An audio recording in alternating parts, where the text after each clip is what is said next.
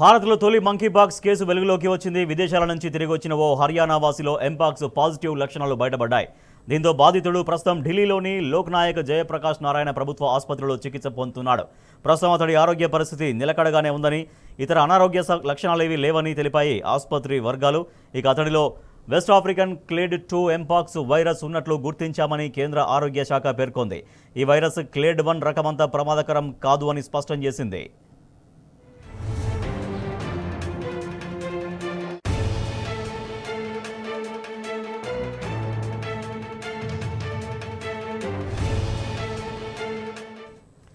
Mpox virus వ్యాప్తిపై ప్రజల్లో నెలకొన్న ఆందోళనల నేపథ్యంలో కేంద్ర ఆరోగ్య శాఖ మరింత అప్రమత్తమైంది. బాధితుల కోసం ఢిల్లీలో 3 ప్రభుత్వ ఆసుపత్రుల్లో ఐసోలేషన్ గదులు సిద్ధం చేసినట్లు తెలిపింది. దీనిలో భాగంగానే అన్ని రాష్ట్రాలు, కేంద్రపాలిత ప్రాంతాలని అలర్ట్ చేసింది.